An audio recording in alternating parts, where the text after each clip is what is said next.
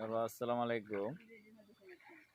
দেখেন এই যে পানি আডওয়ানি, ওই আমার একটা ভাইয়ের বাড়ি। ওই বাড়ির যাইতে পারছি না, কোমর পানি।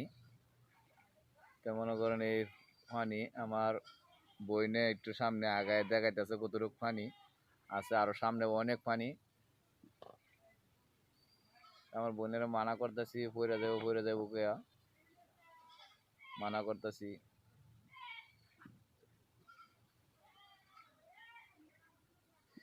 আমি আমার বয়সে দেখছিলাম না, আমি অতটুকু বড় হয়েছি এমতো পানি হইতে। এবার আমি দেখে গেলাম এরকম পানি। আমাদের বাড়ি ঘরে এরকম পানি।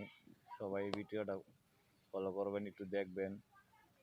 ভালো লাগলে ভিডিওটা একটা লাইক দিন, কমেন্ট দিন। আসলে সবাই দোয়া করবেন যেমন পানিটা দূরত্ব কমে যা, লোকজন যেমন যার জির এলাকায় যার জির বাড়ি থেকে উঠে। আপনাদের কাছে এটাই। আমার অতটুক বয়স হয়েছে, আমার বয়সে আমি দেখছি না কখনো এরকম পানি। আজকে আমার এই লাইফে দেখলাম।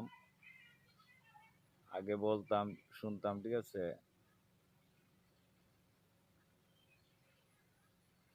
এই 88 বন্যার সময় যেরকম পানি হইতো, কখনো মনে এরকম পানি দেখেন।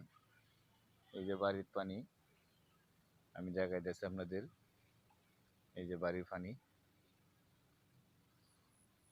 দেখেন, পুরা জঙ্গল টঙ্গল সব ভর্তি।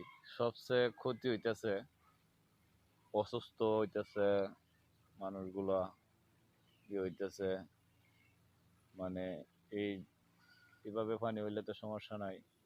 দেখা যাইতেছে অনেকজনে একটু আত্মসঙ্গী কম, টয়লেট বানাইতেছে জঙ্গলের ভিতরে, টয়লেট মিলে ডুবে যাইতেছে, রাস্তাঘাট চলে যাইতেছে, বাড়িঘর। এই বিভিন্ন ভাইরাস আয়া লোকজনের উপরে, শিশু পোলাপানের উপরে উঠতেছে। আপনাদের কাছে এটা আমার বোন।